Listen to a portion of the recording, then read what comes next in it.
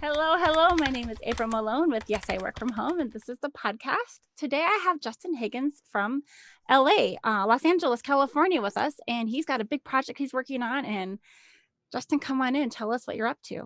April, thanks for having me. I'm a software engineer in Los Angeles. I've been building 24hourhomepage.com, which is a creative art project, time capsule, which started as a way for me to get better at skills that I'm kind of been avoiding as a software engineer. Very comfortable, behind an editor, pushing pixels and moving code around, but growing an audience and getting people to use that has been something I've avoided. So I designed this side project as something that forces me to get better at communicating. If you asked me a year ago, I would have never thought of being on a podcast. So here I am, growing it and excited to talk to you. Yeah, so let's talk about how we met. We met less than 20. Yeah. We met less than 24 hours ago. I think it was about 10:15 p.m. last night. We both logged into Focusmate. I guess, why don't you go ahead and describe, because you've been on Focusmate longer than I have. I think maybe about 2.5 years. I use it almost every day. I'm a remote worker. I'll work from home. And I use it, several times a day. It's a accountability, like pairing application. The idea is that you pair with somebody in the world who wants to work in a focus session for 50 minutes, and you both meet, say what your goal is for the hour. Often you mute, but you keep the camera running and hold each other accountable towards your goals. It's great. Yeah, and so some of the rules that they have are things like this. You need to be on time, which I think it was probably late when I saw you, like a minute maybe. And then you need to basically just state your intention for that period of time, but you're not allowed to like chit chat and like collaborate or pitch each other. It's not a time really for doing that. So when I met Justin, I was like, hey, what you going to be working on? And he said, what did you say? Yeah, I have a talk this Thursday that I'm preparing, and I think I was compiling either images or working on the draft, the organization. I've gone through so many drafts at this point that I don't really remember that.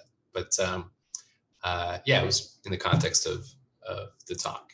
You said, I'm thinking about like reorganizing the way that I'm going to do my presentation. And so if you see me like focused and like staring off into space, I'm just like working on my big idea or something like that.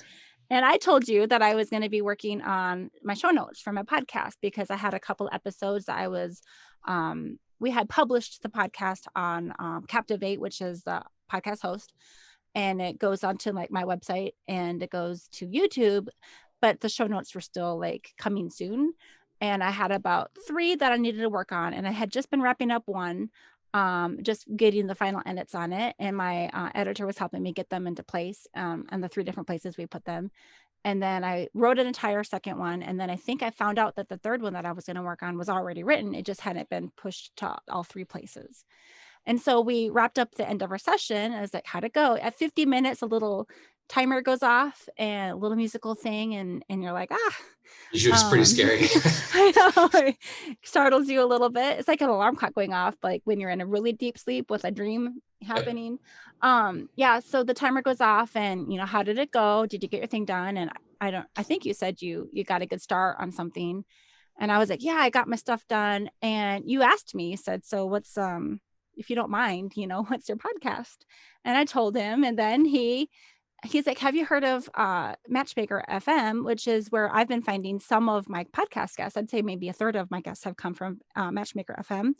It's like, I always say, it's like a dating website for podcasters and guests. And so he actually really quickly was able to find me on there and reached out, and we were able to do this episode within 24 hours, which is actually pretty impressive in the world of podcasts, because we're trying to get it published so that it can be out there before his presentation on Thursday. Yeah, it's very fortunate to be here. And also, I just discovered matchmaker like 2 days before the CEO liked something on Twitter, and I was I'm new to Twitter, or I'm back in Twitter, but trying to be actively part of that community now. And it's amazing how connected you can be if you just pay attention to the right stuff. So, Justin, did you have in your past life before working from home, did you actually work in an office setting, or have you always kind of been work from home? yeah. So back in the Bay Area before we moved here, worked at a few startups, and all of those were office. I mean, mostly flexible, like once per week you can work from home, but really nothing like the sea change that's happened over quarantine. However, I did start working full time remote when I moved down here 2 years ago On to LA. purpose. Yep. My fiance and I were ready for a change, so I moved to LA, and I was working out of a Wework, a thing that I had graciously negotiated with my old employer. I said, I like working with you guys, but I had some contract work in the past and kind of knew how my capacity to talk to other people. I need to kind of have some social interactions. At the time, I didn't know about Focusmate, so the idea of working again 8 hours a day alone at home seemed pretty daunting. So I asked them, how do you feel about paying for a WeWork? And they were super gracious about that. So I have interviewed a few people in the past who have talked about WeWork specifically, but basically it's a co-working space, and there's several different. I think there's like the Regis ones and a few others, but basically you pay a monthly fee to go and have a desk or have a drop-in option to stop in, and they usually have like a conference room and stuff. Is that more or less what you experienced at your WeWork? A little private office, and they have some of the amenities and stuff. But pretty soon into that, I started using Focusmate because even while you were at the co-working space? Yeah, that's how I discovered it. And then I was kind of hyping it up, and I felt kind of a bad. I mean, it was maybe 4 or 5 months into work, and I was like, oh shoot, I really like this. And like the remote office is nice, but like with this, you kind of get a sense of it's like even a more efficient office place, because like the office can have a lot of distractions where it's like, hey, we want coffee or whatever. Little silent cues like the headphones are on, he's locked in, you can't interrupt him. But with Focusmate, it's really just how many sessions do you want to work on. So eventually, like right around the time that quarantine kicked in, I was like, we don't need to pay for that. I'm happy to just work from home forever. Did they let you out of your contract, or did you basically just have a monthly agreement? It was a monthly agreement. Okay. Yeah. So when you were going to the co-working spaces, so actually right before the quarantine, I was looking at a co-working space. I think it was maybe under a different brand. I don't know if it was an independent one or not, but a mile from my house. And I was looking at them for the conference room, and they also had the mail service. So you could have like your business address at their location, which I can see the benefit to them not having to hand out your home address. But I can also see that it would be a little cumbersome. I guess they are open 24/7. Like if you pay extra to get the key code to be able to go in after hours. But I was like, that would also be kind of a pain in the neck to have certain things always going, elsewhere. But I could see some of the positives of the service as well. And I was like, I like to say minutes away from signing, an agreement. I was going to take a lesser package, like basically where I could just have access to the conference room like 8 hours a month, because I wanted to conduct focus groups and such. And sure enough, everything just kind of changed. Did you feel like you had already found Focusmate before the lockdown, or did that come out of the lockdowns? Yeah, I was in a good rhythm before. Maybe I had, well, not like a quarantine rhythm. Maybe it was at least like 1 or 2 sessions per day. I was thinking like, I really love this service, but I'm getting like 5 or 6 sessions a day now. Wow. Yep. Yeah. It's a great tool. Well, when you walk into a co-working space, you're not like necessarily in an accountability relationship with the people there. Basically, you're just getting a desk outside of your home so that you can, where Focusmate is literally, you're both logged in because you want to work and you want someone to know that you're working. You have to tell someone, and you make an appointment and it goes on your calendar, and then you're going to be late, and you can get a bad review or something like that with Focusmate if you aren't on time, or if you start to break the rules in any way. Have you ever done the thing where you log in with the same person like on a regular basis? Like, do you start to recognize people at certain times, or even give them your link so that you can have a session together? I just discovered all those features. I mean, I think that they are positioned so well to just be the service that I don't know how they're raising money. I know that they're hiring an engineer, but there's so many features I would love for them to develop. I know that they're working on it slowly. So, Mm-hmm. but yeah, I just discovered that. I've had like a few chance encounters with some other people. Although maybe they found my profile and booked me. I don't think they give you insight into that. Mm-hmm. Um, uh, yeah, I think it's pretty interesting. I think that there's this like microcosm of networks within it, like the people who like need to see you or need to have the microphones on. Like there's a lot of like little interesting trends there. Like you must like not be like be working at your computer. There's a lot of people who use it just for like chores, household chores. And Oh, some people find it, you'll see that in their bio that they're like not offended, but they like won't match with you if you have to go take care of the baby or something, which I think because it's too is distracting fascinating, to them. I guess. And then sometimes, yeah, you feel a lot of this like self-consciousness because they have an external monitor. So sorry, I stepped away for a moment and I didn't even know because I was too focused. Yeah, Right. not the best accountability partner, I guess. But I mean, it's something works. If you think that you're being watched, then it worked for them. Right. I would say that almost maybe my very first session they didn't mute and we both just stayed unmuted so that we both could hear each other just quietly. But every other person has said they prefer to mute. And I just usually pop out that window and make it into a really small little corner, so that I can see the person who I'm working with, so that I'm like not gonna like pick my nose in front of them or Yeah, something like yeah, that. But usually I don't always notice right away if someone like chats with me. Some people are like intentional about putting into the chats like they have completed their first task and are starting the second task. And the very first person I was matched with, she was finishing up her end of day routine, and she had 1 hour, and she like cleans out her email inbox, which is I have like 20,000 unread messages in my inbox.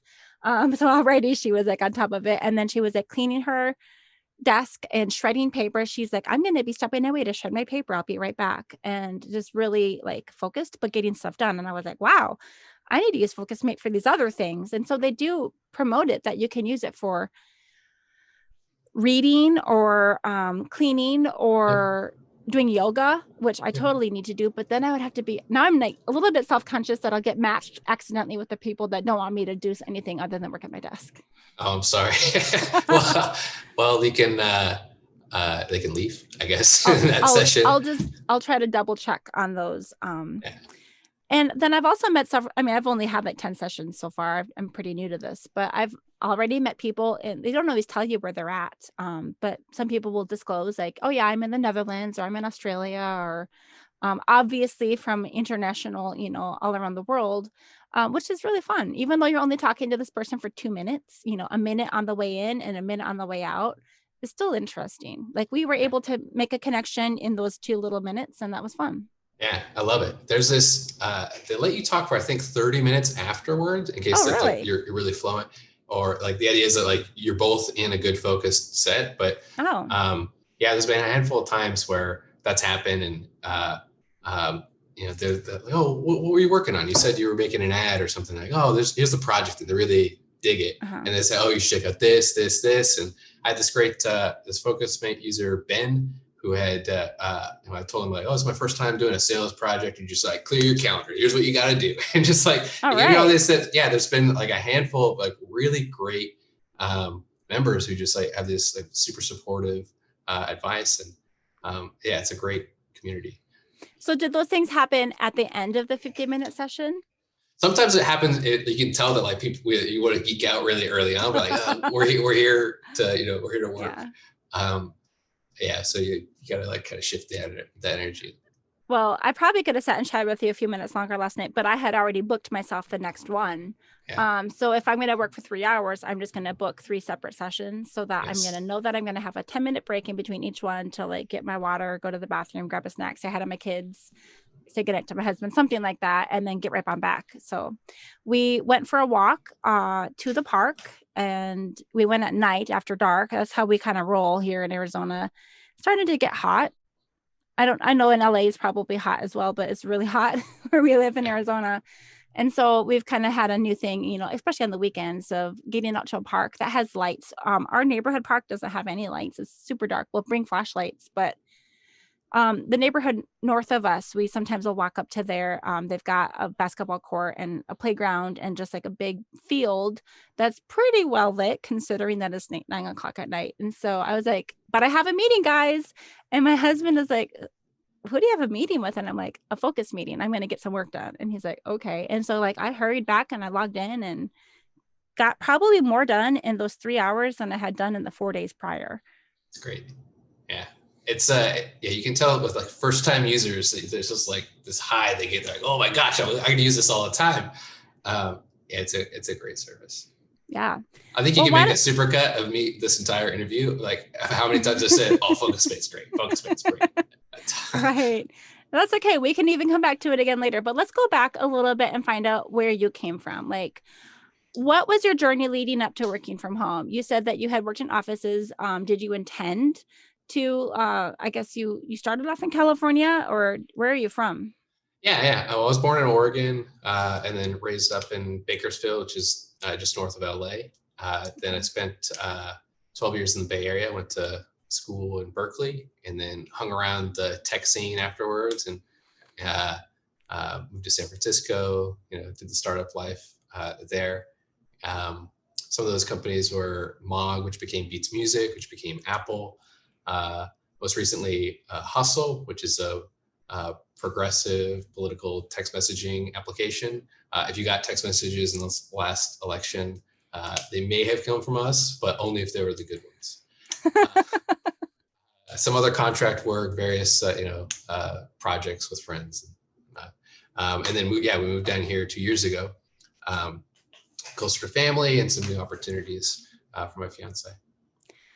So I guess I kind of feel like this suburban mom right now, where I'm like sitting here in my Old Navy pants, and I've got 3 kids, and I've been like spending my whole week doing paperwork to get my kids enrolled in a different school. I'm like finding birth certificates and immunization records. And that's just kind of been my life lately. Very mundane in some ways. And so like living in LA sounds really like exciting. And I've never lived in a big city. Yeah, until it's locked down. So the first year that we were here, we tried to do some exploration and stuff, but it wasn't too long before quarantine hit. Fires. And we just got a new puppy when we moved down here. She's not in here because she would be all over the camera. So, but you can go to leche.cloud. We update a little, just a little site for her. What was I saying? So we ever got to explore much, but the beaches and everything that was kind of open during quarantine. But it's Are huge. You like in the city or kind of out? So it's like West Side, Culver City, Palms. Palms is the neighborhood, but it's close to Culver City. It's pretty close to Venice Beach, maybe like a 15-minute drive. And that puts you near a lot of, it's just a nice beach. My exposure to California is pretty limited. I'm from Minnesota, and that just always seemed like such an exotic, cool place to live. But can you talk to me a little bit about what it's like working from home and living in this big city? Like what makes it fun and what makes it difficult? Yeah. Well, I think when people first moved to LA, they're like, everyone says, oh, the traffic, what are you going to do about the traffic? So there is a silver lining to it. You can just avoid Skip it. the commute. Yeah. So that's great. I mean, we actually structured, we found this neighborhood within like a commute radius. We didn't want to, for all the prospect jobs that fiance was looking at, we, had a big spreadsheet of Craigslist and rentals.com or all those places that looked acceptable. I think the failover was like, okay, well, if you can't bike, then it has to be like a 10-minute commute. Okay. And we haven't biked, but it's like, that's a whole different thing. It's not really a biking town. But it's great working from home. There's plenty of, like, I have this bias because everyone's been doing it for the last year. Right. But I'm another bias because software tends to also steer that way too. So it's kind of hard to say in the general sense of things, like how, how that balance is for other people. But if you're a software engineer, LA is pretty cool. Do you find yourself like, I'm just going to kind of get into personal stuff. Do you find yourself like getting groceries delivered, or do you go out now? Oh, I still do all that, like hands-on things. I think as the primary remote worker, I tend to like want to like seek those opportunities. Like, oh, I'll go fill up the water bottles. Yeah, I'll go to the grocery store. Kind of get out. So little tricks I call it like stubbing your toe hacks. Like put things in your way to like advance in places that you're neglecting. Sitting down all day. So the nice thing about, say, Focusmate is that at 50-minute sessions, you have that 10-minute interval at the end to like remind you to get some water or stretch, etc. Yeah. Now, are you home alone a lot of the time during the day? Yeah, apart from the dog, I take on several walks throughout the day. Yeah, but it's just me. And what kind of hacks have you discovered along the way? Like think about 2 years ago when you first started, what have you learned that you wish you would have known back then? Yeah, I think exercise and just general like body health is important. I could say like stretching. I think so. Prior to being a remote worker, I was never did any like regular exercise. I mean, I would try to run. Most I think I would ever do is like a 10K. But it's kind of like pulsy. I would do it for several months, fall off, be like, oh, it's summer, it's nice, and we're getting exercise because we went to the beach or we went on a hike or whatever. But exercise, I think, has been the most important thing to just get a rhythm of doing it, to make sure you don't throw off something. Do you do it from home, or do you get out to go to a gym? Yep, I did go to a gym for a little bit. I think that's also maybe a rite of passage when you move to LA. It's just like, what gym are you part of? But not anymore. One of my quarantine projects back in December. So I left Hustle, the San Francisco employer, in December after this big milestone, the election. I just wanted to do a bunch of hands-on projects before figuring out what the next chapter was going to be. One of those things was to build a half rack and pour some concrete weights. And I made a dumbbell or a barbell out of cold rolled steel. And there's like, with YouTube, you can do so much. If you just have time and patience, it's amazing. So I made you poured cement to make your own dumbbells? Yeah. So, I mean, they're not the prettiest thing, but they're roughly Olympic weights, 45 pounds, 35 pounds. But yeah, it's great. And one of the trends of quarantine has been the price of iron weights is like doubled or tripled. It's like $2 a pound or $3 a pound because everybody's trying to work out at home. So right. Yeah, it was a fun little project. Oh, it's funny that you said that because my kid pulled this thing out from underneath, like behind the couch yesterday, and they were like, "What's this?" And it's this little plastic, like triangular. It's supposed to be a hand weight stand that I ordered from Amazon, and the weights never came. Like they mailed the holding rack separately, and they never sent the weights. And it's been like a year and a half now, and I'm like, well, those are supposed to be for hand weights because I needed them. But yeah, you're talking about stretching, and I think actually when I was in my Focusmate session with you last night, about halfway through, I was like, screw this, and I stood up, and I didn't have my computer propped up properly. I just kind of like laid back the angle a little bit so I could stand back, and you can obviously like the top of my backdrop and everything, but at some point you just have to change your position more often. And I have a pseudo sit stand desk, but my husband has a nice one, and I was gonna buy one a couple weeks ago, like even just a $200 like electric sit and stand desk. And I bought balloons instead for my daughter. We've been doing a lot of like balloon twisting, and they also cost money. And I'm like, stimulus money can go to balloons. Yeah, that's a good trade-off. Yeah. So I'm still kind of doing my like pseudo, I could have done it better. So instead of lifting up my keyboard tray that I have down here, I was just kind of typing like this. And then of course I'm like, ugh. Yep.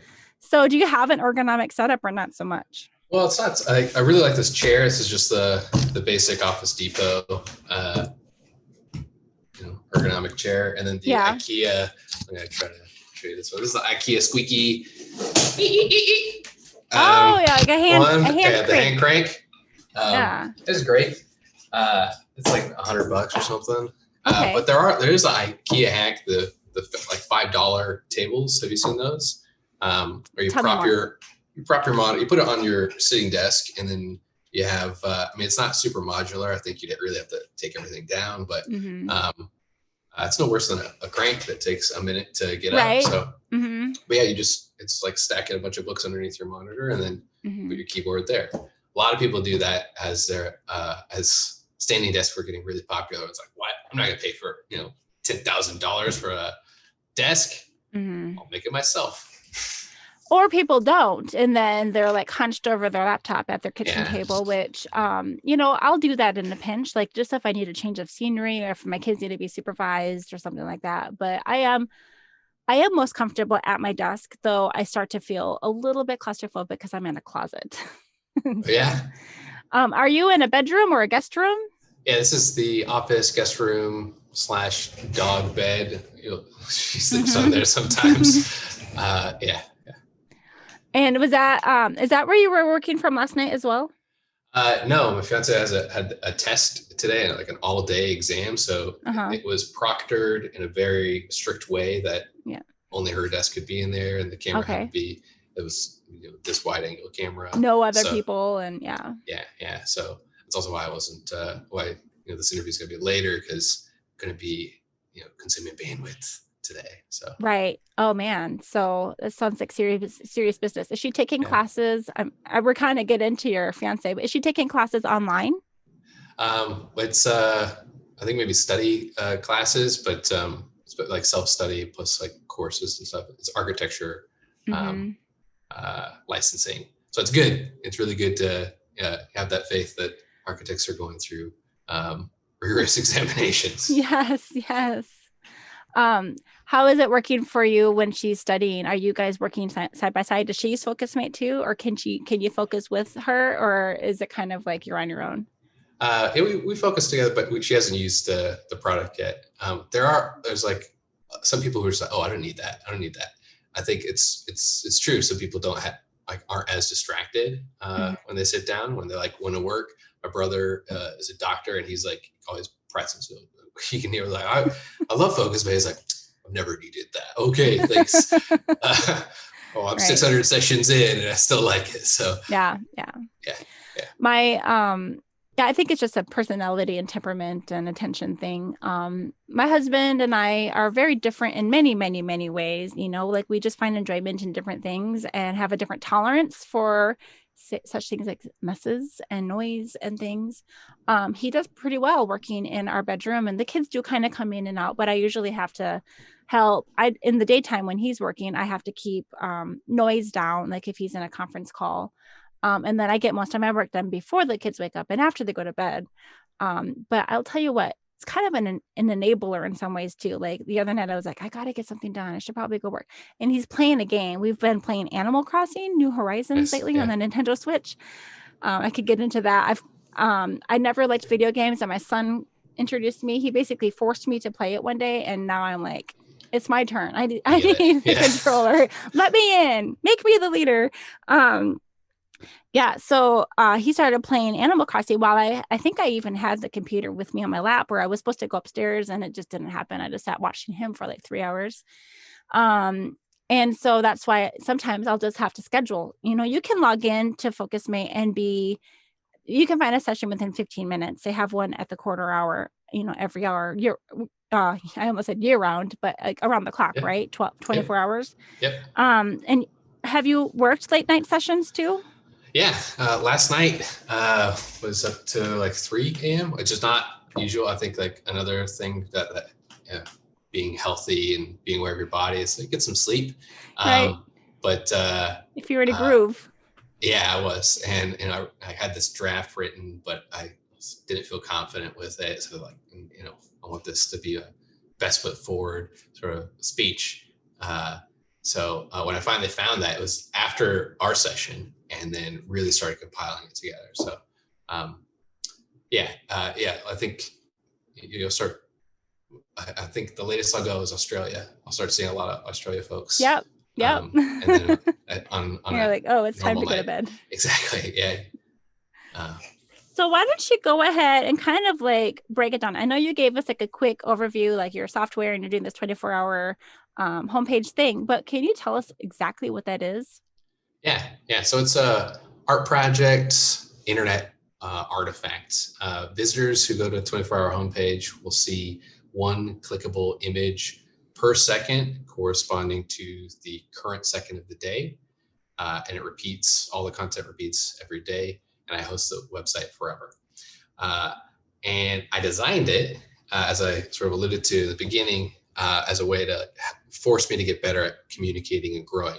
It has the nice benefit of it being like a fun project, and it also, I'm selling those units. So it's forcing me to get better at sales and marketing, communicating, translating an idea, which is not something, to like with the mouth, not the fingers and code. Right. Something I'm very new to. And it doesn't have a lot of like bells and whistles, but I've sold 12 minutes of content. Most recently, Vinyl Moon, who I've been like is my like dream creative collaborator. They're a company Excellent. out in LA. I did a cold email to them through their support channel. I was like, oh gosh, like I was brainstorming what like who are creative collaborators, and I just got gifted them in December. So they're a mixtape vinyl service. Every month, their curators find artists around the world and get the rights to their song, press it on vinyl, and then they find a packaging artist to do something super creative. Like they'll do die cuts and lenticular printing, like holographic, like images and magnets, and all like little weird details that just make you geek out about the experience. So when they came to mind, I was like, I got to reach out to the founder. And eventually sort of courted them over several weeks, and they joined for 2 minutes recently, which is great. One of the I don't want to spoil it. I don't want to spoil it. This is published, so stay tuned for what their content is. Okay, so I actually have the homepage up here on my screen, and I can see every once in a while I'll see a picture flash by. But in 24 hours, you only have 12 spots sold. So you have to wait 24 hours to see these 12 spots. But as 12 minutes. So 12 minutes, yeah, 12 minutes. Yeah. Oh, so not 12 seconds. Yeah. Yeah. Okay, that makes a lot more. Yeah. So last evening when we logged off, I think I saw your email about an hour later when I finished my second session. And I saw several images flash by, and I was like, oh, that's kind of cool. And then there's long periods of, dead space. Yep. So as you are continuing to find things. So here's the thing. So you click on it.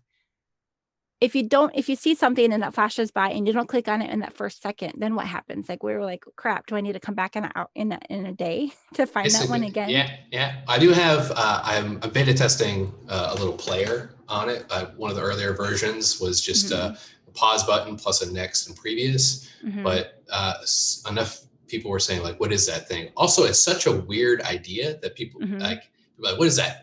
Changing image and clickable thing, and what's this button here? So I tried to strip down all of it. Okay. But it'll come back.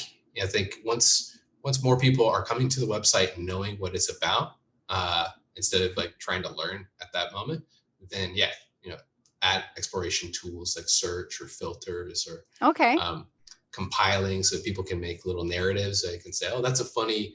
What's a nice thing about this is, you could buy the, 300 second of the day, and the, 900 second of the day. You can hide little narratives throughout it, and you can kind of allude to it as you're publishing it.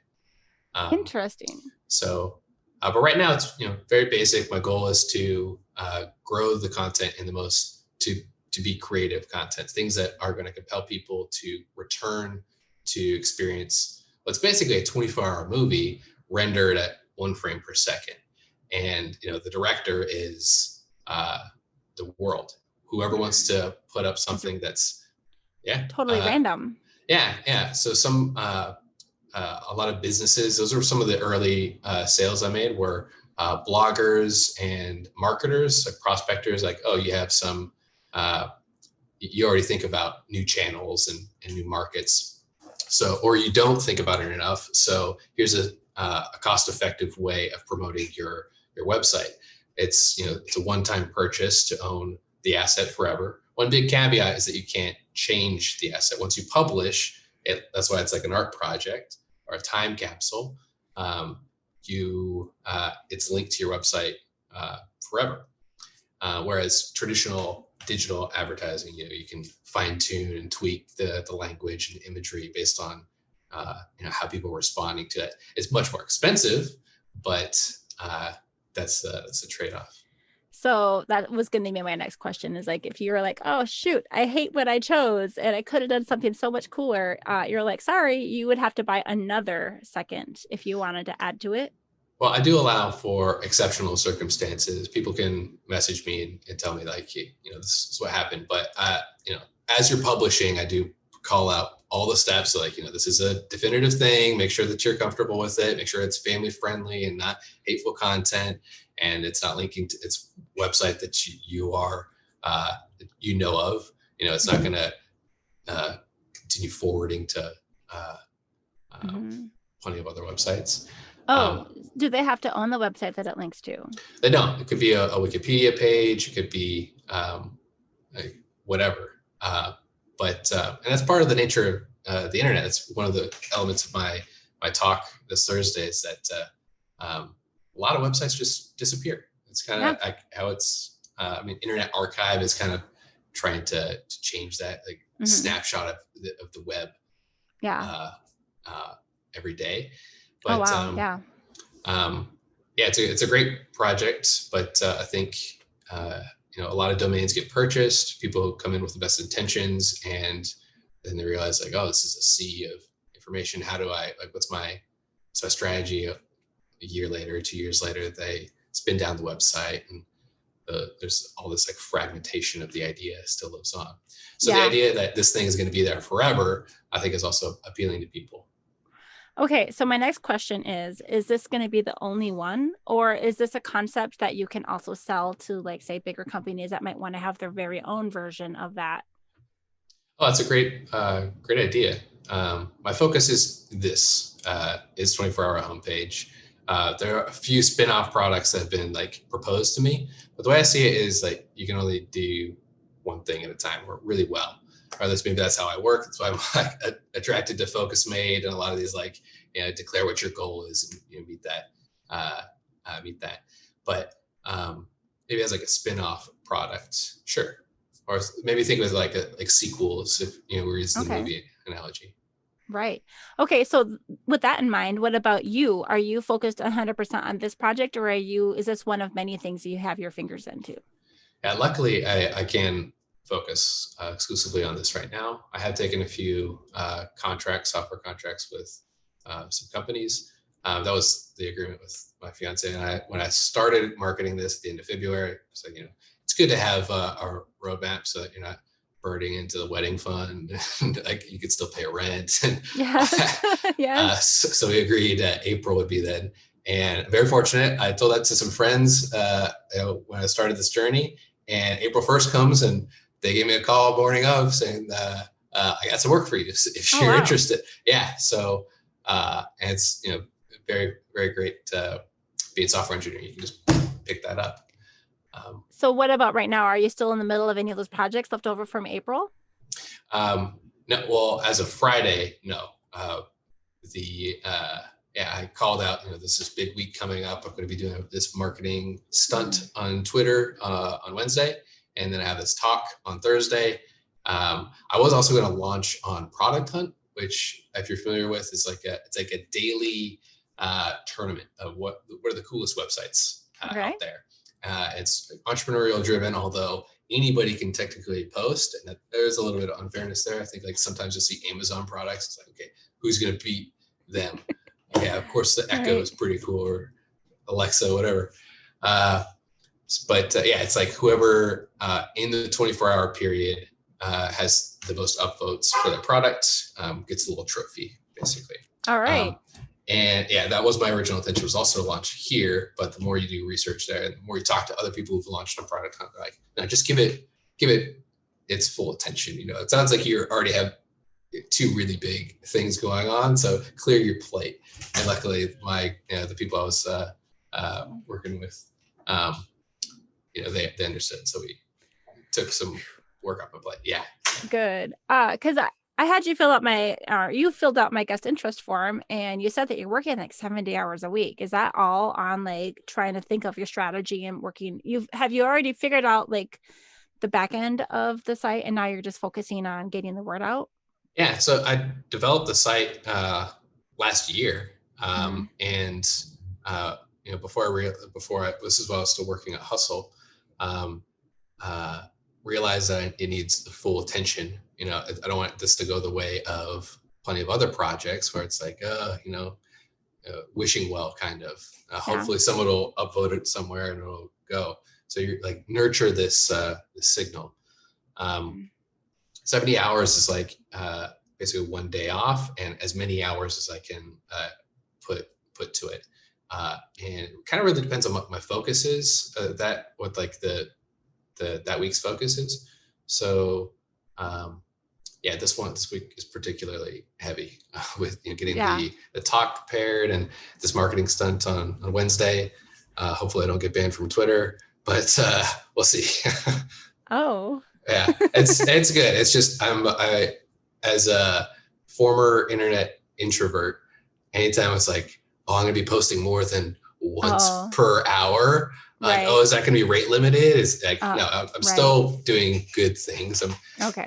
The idea is that I'm going to be messaging. I've been creating GIFs for businesses and entrepreneurs. Anybody who's got something like cool that's going to be online for conceivably a while.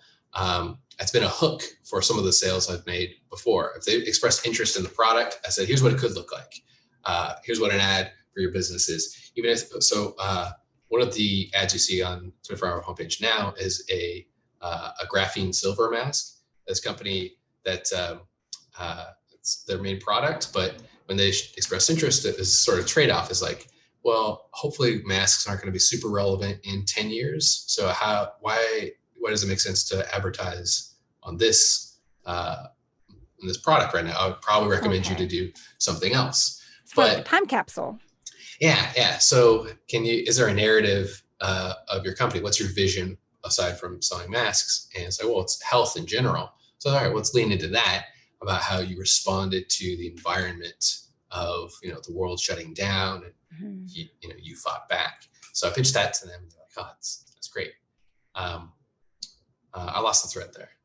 I'm getting excited though, because I'm thinking like, what if you had like the 86,000 seconds each year? Like, you could have like, it really would be a time capsule of like 2020, 2021. Oh, obviously 2020 is past, but that would be super exciting if you could fill it up. Like, I don't know how long you're expecting it to take. It probably just depends on your promotion of it. Yeah. There is, I heard this phrase about permaculture, that you do like 100 hours of thinking to 1 hour of work. Which I don't know if I did that much on this, but plenty of the early business models were evaluated. One of those is like this indefinite one. I had this friend who's like, what are you doing? It's got to be like just bidding price and a calendar for infinity, so that you can book 500 years in the future and, flash for a second.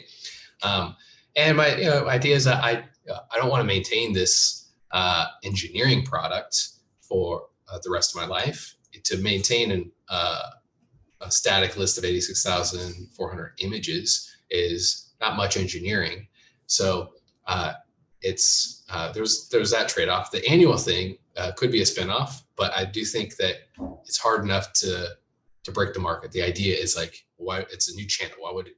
How can you prove that? So it could be something that's like, once you can show marketers that, oh, you had 10 million visitors sustained per month over 2021, there's something here, now you have an annual thing.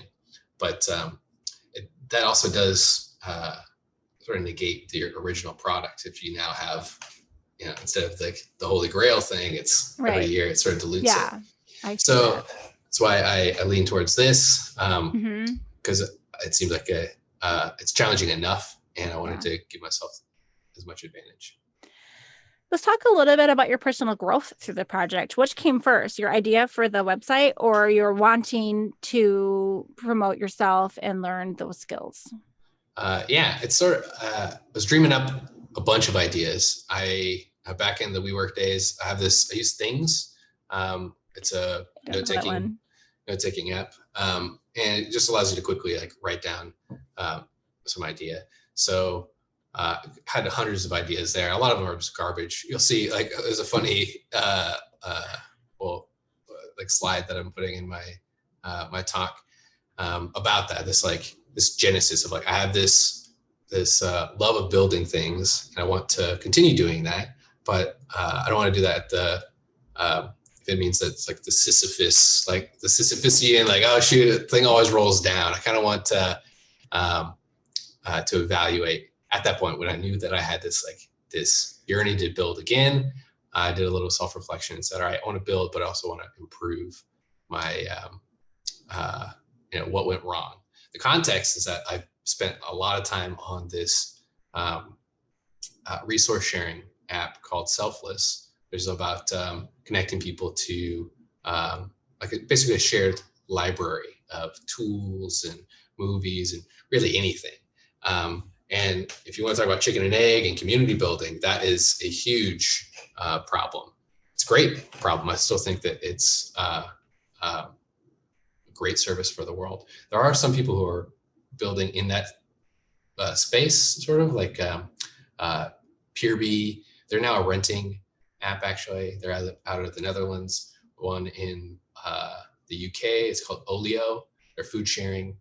But all this is, suffice to say, I was going solo on building this sharing, very person to person networking app. And I realized I didn't do a lot of outreach, a lot of community building. I was really kind of focused on, the best products, the best features, the best design and experience will just, win their hearts. Which might be true if you've already done the groundwork of, getting people to talk about it, getting people to post on it or share it. So that was a lot of the self-reflection. It was you know what? I want to get better at those skills that I was avoiding, and I don't want to just go right back to that product. So let me do something that forces me to get better at it. So you're pushing yourself to come back to Twitter and put yourself out there more often than you ever have before. And then you're also doing presentations. Have you done these before? Never publicly. The closest was back at Beats Music. There was a hack day where we invited developers to come use our platform, and I gave a little presentation there, but it's 30 or so people. In college, I led some team of technicians, but it's all, smaller audiences. And when it becomes your coworkers, it's much more comfortable than strangers. You don't get the camaraderie, the feedback. It's, it's more like stand up or something, I imagine. What format will your presentation be on Thursday? I know you said it's on a website, but is it streaming live somewhere, or is it online? So at js.la, you'll find a link, and it proxies to Twitch, although it'll be posted on YouTube and various other channels. Okay. There's actually a pretty cool networking app that the founder of JSLA made called Rambly that they've been using. It's a great community. It's amazing. It's imagine Earthbound. Are you familiar with that game? Oh, no. So many things that you're talking about, I have no idea. So. Okay. I hope that's a good thing. It was this old Super Nintendo game. and they kind of took like the sprite sheet of all these characters and allows you to like select an avatar and you join a room, or it's just your microphone. As you get closer to people, you can hear them chat. And there's another one that's similar to that I have used, and I never can think of the name of it right when I need to, but Rambly, and there are others. Yes. So it's basically like, yes, I know exactly what you're talking about. It's very cool. It's a pretty interesting, like had quarantine not happened, I think, who knows if I would have adopted it, but I think it's such a great idea. Yeah. Part of every meetup, the monthly meetups they do, they have a little water cooler chat afterwards where you can talk to the speakers, and it's great. I think it's open to anybody if you want to create rooms for your own, explorations. I think it's all based on WebRTC, so it's not going to really drain your network connections. But don't quote me on that. I don't think it drains your connections regardless, but I don't know if it's WebRTC. Yeah, it's great. I think it's Rambly. Just Google Rambly. They're pretty smart. I'm feeling bad that I can't remember the name of this other one that I actually met one of the developers, and it was super fabulous. And yeah, well, keep going. So I think we just met your fiance.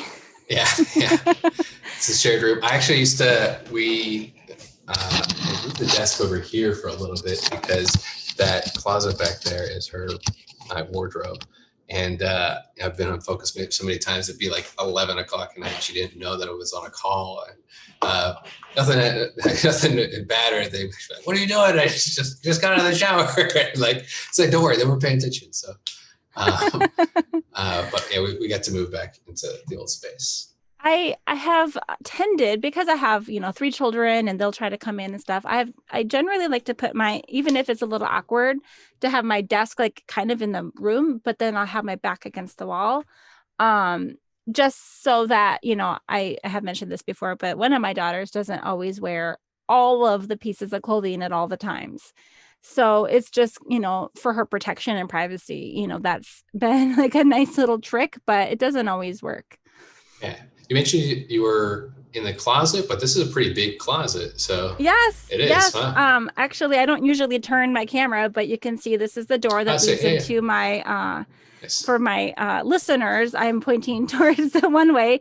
That's the direction towards my bathroom, which is very convenient if I have just a couple minutes between clients. And then the other way, I have some shelving. And so I just have like a big, a very tall curtain that I have on a photographer's backdrop. That's great. And so it's just a blank wall behind me, and I would just show the wall, except for there is like some sort of weird panel. It's actually for the internet. So the house that we're in, it was built in 2010, and this is like the newest house we've ever lived in. And each room has like a cable outlet, I guess, whatever you call that. Ethernet outlet. Yeah. So this one is the one where you go into this little panel, and then you can basically pick which one the router is going to send to the internet to. And I think you only get to pick one. Does that make sense? Yes. Basically, yeah. So this is how, switch. So I had to switch it so I could have the router in this closet. Thank God it's in here, because, like in the middle of the night when something's going wrong, I can see my router rather than just like relying on Ethernet. And then I can have, or Wi-Fi. And then I have the Ethernet running right through from my desk to here. My husband is in the bedroom doing his work, and he just uses Wi-Fi, but every once in a while I'm like, I wonder if I should run him an Ethernet cable as well. But he uses Skype sometimes for video calls, but they don't usually use camera on, and it's just infrequent. So it's not like as demanding on the bandwidth as like say these interviews, like where it's more important that the sync is just right. And I teach English to kids in China and other countries, and trying to sing a song over a video conference is challenging unless you have a super fast connection. I bet. Yeah. And he's on Skype, you said. That's great. The old technology is still around. It's amazing. That I'm not sure if it's Skype or Teams or something like that, but I feel like he has said Skype. So whatever the new version of Skype is for like business, I feel like they've kind of changed their branding a few times, but my experience with Skype was pretty bad. I actually was using Ecamm to do my very first podcast interview, and they wanted me to connect my guest to this eCam thing so I could like live stream to Facebook and stuff using Skype, and it just sucked every ounce of power. and it was like a 20-second lag. It was the worst ever. So I will never ever use Skype again. Wow. My MacBook couldn't handle it. I'm still like on a laptop, so maybe if I had a more powerful computer, it would have been better. Do you use Google Meet? How do you feel about that? I don't, but my kids basically did their school year on Google Meet. Okay. So my only experience with Google Meet is just trying to basically help. And I feel like, you know, they've come a long way. They finally figured out the tile, you know, after a few months. But yeah, I think Zoom is kind of where it's at right now. It's what we're recording on today again, trying to experiment. See, I feel like we found out that my picture is not recording at like the highest definition, what my camera is capable of. And so there's like a payoff, you know, it's easier to edit in the end, but we're losing. I think the sound quality is fine, but the picture quality might not be as high as it had been when I was using Riverside FM. So there's a trade-off. It's a little bit easier editing, less lag, less other problems. We'll just see. What about you? What do you find yourself communicating with these days? Just Focusmate. Just Focusmate? Google Meet. Really, it's whatever the client is comfortable with. Say the client is basically the contract, and that's Google Meet. Just because everyone's got a G Suite account, and it's pretty fast.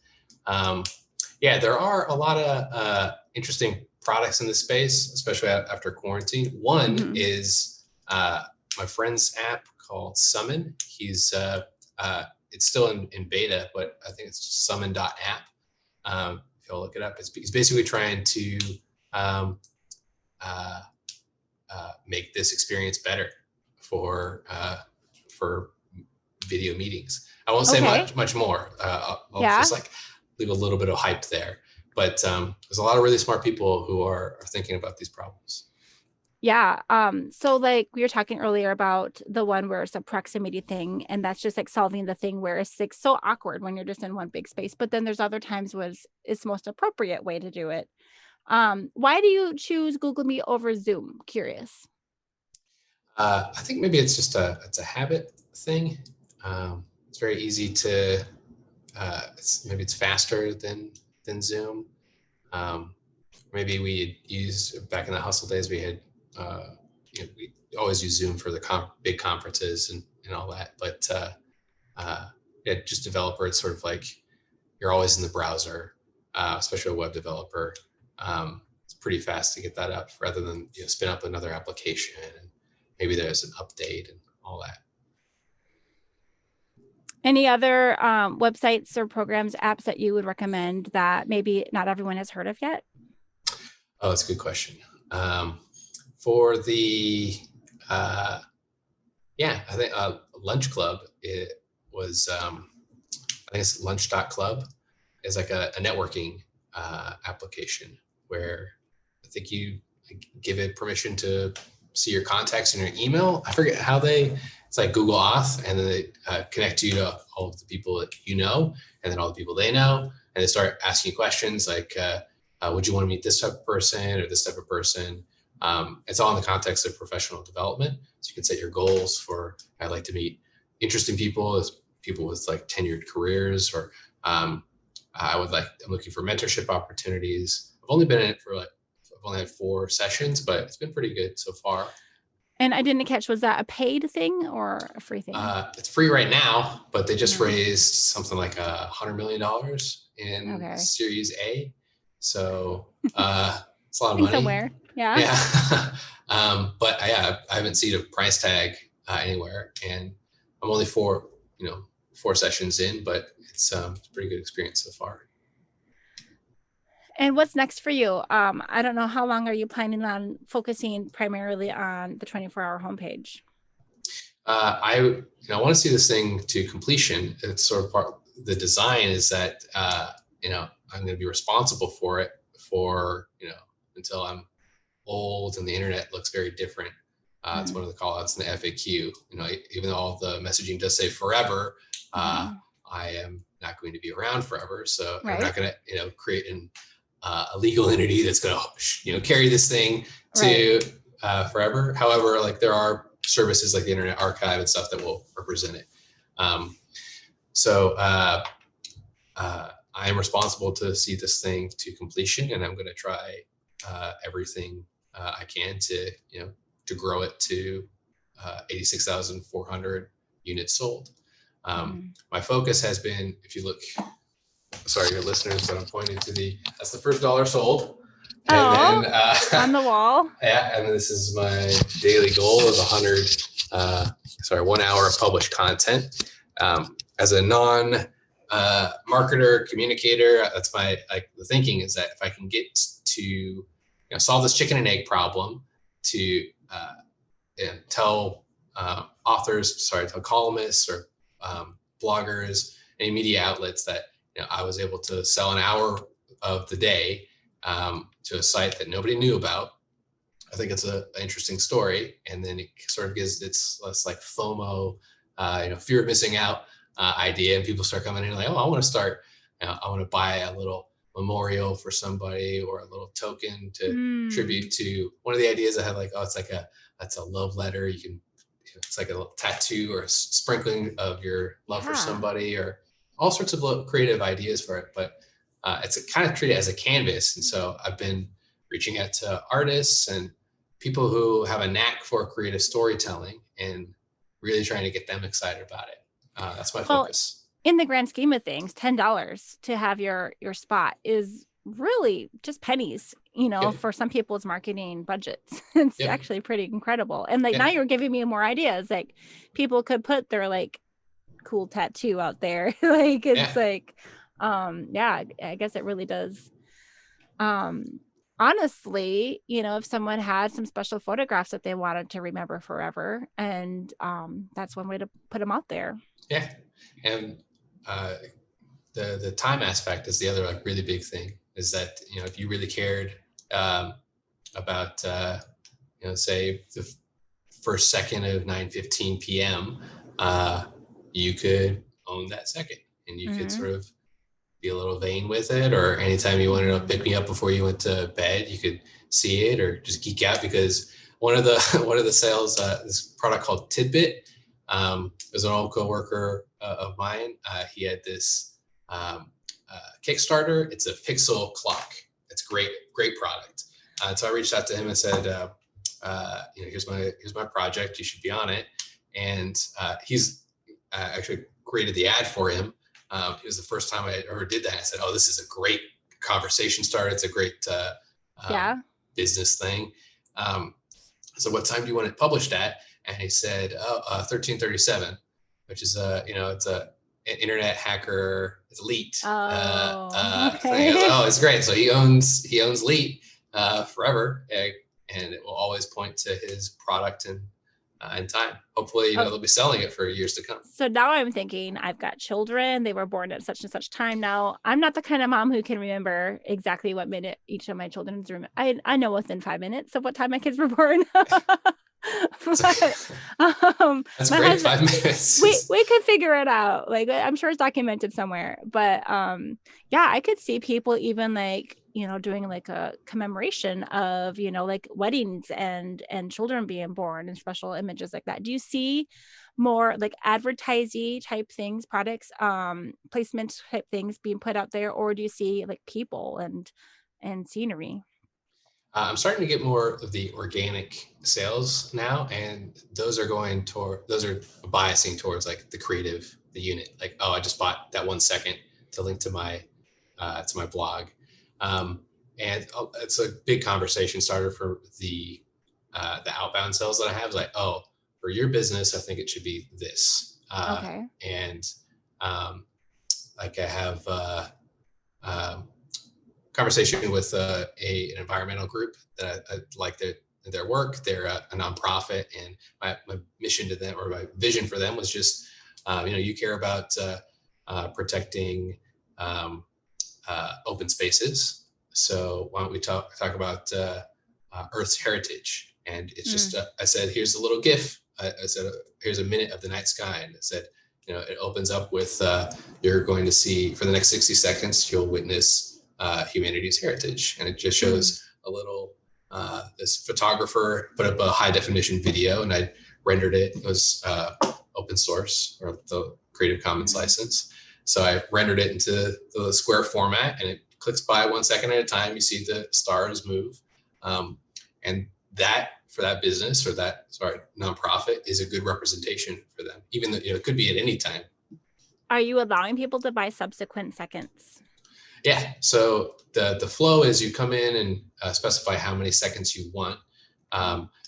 There are restrictions. It's basically a safety net so that one party cannot buy the whole website, because I want this to be a creative artifact. And if McDonald's buys 24 hours, and it's not much of a an art project. But what McDonald's, if you're listening, please contact me. Yes. So there's a 30-second per purchase cap and a 30-second publish cap. Okay. However, you can, if no one else is publishing at that time, if there's no right contention, you can stitch together a pretty big narrative. And that's how I blocked it out. Yeah. I like it. I did find out the name of that place that I kept. Oh, cool. Gather Town. So it's gather.town. And tell me again the name of the one that you mentioned that's similar. Ramblies. Yeah. So I think they have BLY. When I was researching Gather Town, and we tried it out, like I said, for my daughter's birthday party, which works really well if you have a desktop or a laptop, but doesn't work so well for mobile devices. I think they're working on their app, but at the time when we tried it 6 months ago, it was limited in those functions, and they acknowledged that would be like that. But Gather Town and Rambly, right? Yeah. Check out Gather Town. I love seeing development in this space. I actually entrepreneurs, software developers. I would love to host a few things just to give people opportunity to gather together. People who work from home, it could be a fun thing to have just up, similar to Focusmate. Basically when I met one of the founders of Gather Town, he gave me a site. It sent me to his office, and basically you walk in and they have like a reception area and like a little message board and things like that. And you couldn't go back into the office. They had like a lock on that door, and he had to come through and let me through. And then he brought me back out and introduced me to the people that are walking by, and, showed me some of the features. It was really cool. And so I think that Rambly has similar functions, but maybe, with their own twist. So not all the same. Yeah, it's sort of a bare bones but playful space. The creator is David Gutman. If you look up I think it's probably on the footer of the site. Okay. But a lot of developers are always open to feedback, and he's very receptive to it. So any features or actually, when I first discovered there was a typo on the page, and I pinged him about it, and he fixed it pretty quickly. Yeah. So that's the nice thing about the web world, is that we're always online. Well, let's go to this is one of my favorite wrap-up questions. I just like to ask, I know that a lot of people were forced into working from home because of the pandemic.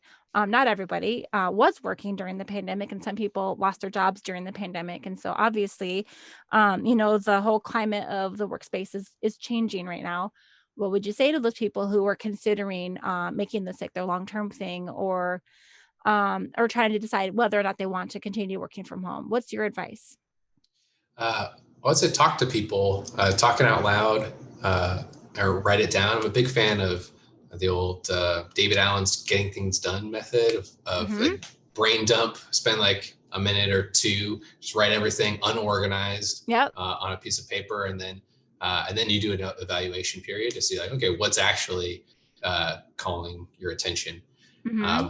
And if you realize that like something will come out of that. It's sort of like sifting for gold, I guess. But if you do make the commitment to remote life, get some routines established, and don't be afraid to try new things. There's so many products out there. I know I've been praising Focusmate this whole talk, but it's a pretty big world, and I'd be surprised if there weren't other things out there too. So Mm-hmm. give them a try, and maybe hold yourself accountable as well. One of my big lessons in this, this marketing experiment is to do weekly updates of my experiments. I published on Medium, Okay. and so I say what I got up to. If I made some sales, this is my new focus, and it's great. It's really like leveling and humbling too, because something you'll go into is, I could do an update every week, and then you're like, oh geez, it was a rough week last week, and I don't really know how to make an entertaining piece. Something, why would people want to read it? But something eventually comes out, and you always feel like you kind of learned something, was progressing. There's this Twitter website called Visualize Value. Okay. And one of their big, it's great. It's sort of like a minimalist quote to iconography thing. So it's like, take some fortune cookie level wisdom, and he translates it into like a Picasso like graph. And one of the ones that's gotten really viral is just like a big scatter graph that trends upwards. And it's just up and down, up and down, up and down, up and down. But then the fit curve trends up into the right. Okay. So I think that's a great mental model when you're talking about like transition to this. Oh shoot, it's not, I don't have this, I don't have that, I don't have this, but you're gonna be making some advancements. Are you basically committing to yourself to log into Focusmate for so many hours per day? I think when I'm doing it right, I'm just on there, I'm like, I'm not thinking about what to work on. I just have work to do, and it forces me like, sometimes I don't need it, because you're flowing, and then you're like, it'd be nice to have this another session. Yeah. So, but yeah, if I fall off the horse, or on the horse, on the wagon, off the wagon, I don't know, then I try to reestablish, like, okay, well, I'll start the day with it, or I'll get a couple sessions in. I didn't log in for about 4 days, and those 4 days I hardly got any single thing done. I'll have a headache, and then but like if I had a headache and I had a session scheduled, I still would have shown up, and I didn't. So I noticed that they have like the recurring feature too, where you can be like, do you want this to be a one-time appointment, or do you want it to be like a recurring, or every week, every day, or something like that? And I was like, I should probably start scheduling some of those, just to be like, no, I got to get out of bed now and get to work. I've been pretty bad at that, honestly. The so if I do a commitment, I'll do it mentally, and then I'll schedule it, because the calendar. I have one friend who joins. He's only joined for Focusmate for me, and he's the only like regular calendared one we have. Okay. But I do like it, the fluidity of it, especially remote life. You realize like, there's if you're not ready to focus, which is a terrible like writer's kind of thing. It's like it's this ebb and flow with the thing. If you're not ready to focus, then don't focus. Well, if I was in the office, I probably would just be working all day. So maybe the calendar system is good. Yeah. I think I might have to experiment with that, because like I said, I have these 3 kids, and, they're off of school now for the summer, and, sometimes we're going to be at the park, and sometimes we might stay for an extra half hour, or we might go get ice cream or something like that. So there needs to be some flexibility. And that's one of the things that people want from working from home. Yeah. Okay. I have to make that the distinction. You are working the more time freedom lifestyle, where you get to pick when you're working. Other people that are working from home do have to log in and be accountable to their boss, for their 8 hours for that day. And if not, they don't get the same time freedom as you do. So, I did have a fair amount of time under my belt, for an employer and doing that. But but I would say of the 3 modes, like in office or remote for an employer, or by yourself remote, I think the remote ones are are the preferred. The work from home lifestyle is great. Right. Where you are your own boss, that one? Yeah, well, I think that's the best. But second to that is remote for somebody 8 hours a day. Right. This and some contract people that I want was on that was, because of the benefits. Yeah, it's great. I think that the work that I kind of see is like more project based. I have this friend who's a designer. He does he's got like 4 contracts that he kind of juggles. Last we spoke, he had them. And so his days, might not all be for one client, but they're pretty filled. And they're all remote. So I don't know why I brought that up, other than it gives you the fluidity is awesome. Yeah, he can juggle it a little bit. Is there anything that you missed from when you were in the office? I know you mentioned that you're kind of being intentional about running out to get the water and to do the things, but is there anything else that you miss? Maybe it was just chit chat, stuff like that. You don't really get that. Like, you can tell when there's a natural pause in work, and it's, who wants to go for a coffee or a walk? And, you don't get that in like Slack or text. You get like I'm pinging you because I have something to ask you, or you should look at this bit of work, or we need to have a call, but we haven't talked in a long time. So we should probably like have the little chit chat, which naturally doesn't happen in the office. You're just like, it's more organic. It feels much more natural, but somehow the text format doesn't carry the same. Yeah, it's lost in translation. Right. All right. Well, let's go. I know that you said you guys are cooking something delicious, and I bet you can smell it right now. Yeah, it's chicken and dumplings. Oh, yum. I love that. Well, why don't we call this? I think that we have some good stuff here. We listed a lot of links and a lot of references, and my editor and I will probably sit here and try to make sure we get some of those into the show notes. Which I am committing to get done today, because we do want to have this published for you. But if anybody is listening to this after, not this week, but like in the future, coming back, binge listening, I'm hoping you are. What are the best places for people to find you? And if they're interested in finding your talk, will it still be on that website that you mentioned earlier? Yeah, so the best place to find me is probably Twitter. My handle is Justin Projects, or you could go to 24hourhomepage.com, and I'm the only person associated with that website. My email there is justin@24hourhomepage.com. And the talk is streamed live 8 p.m. Pacific this Thursday, May 27th, but it'll be at js.la, but it will be recorded on YouTube. Okay. Yeah. All right. So is JSLA your personal website? No, my personal website is 24 Hour Homepage. I have several others, but JSLA is the JavaScript community down here. Okay. Yeah.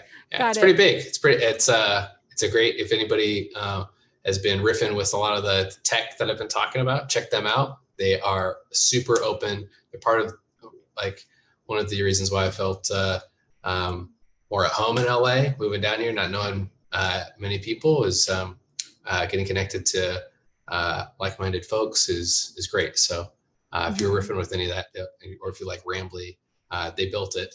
If you enjoy my talk and all that format, listen to more of them. All right. Well, go check it out. 24hourhomepage.com. And it's 24 is the numeric number, numerals. Yep. 24hourhomepage.com, and you'll find Justin Higgins. Thank you, Justin. I think we will. I will look forward. I am hoping to catch your talk on Thursday. That'll be fun. Awesome. Yeah. Thanks for this. Right. And I look forward to seeing you on Focusmate soon. Maybe we'll connect again. Yes. Yeah. All right. Well, this has been April Malone with Justin Higgins, and this is Yes, I Work From Home. Take care, Justin. Thank you so much. Take care. Bye.